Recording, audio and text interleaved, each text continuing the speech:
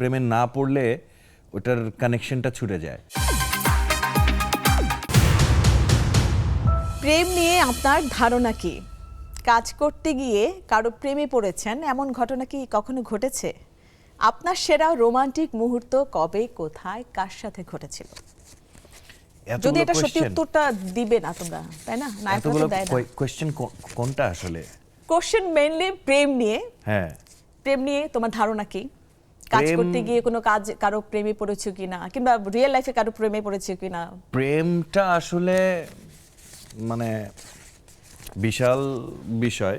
প্রেম নিয়ে কথা বলতে গেলে আমি ছোট করে বলি, প্রেম মানে যে কোনো জিনিসের প্রতি যে প্রেমটা, সেটা আমি যে ভাবছি, এটা ভাবতেই ভালো লাগে।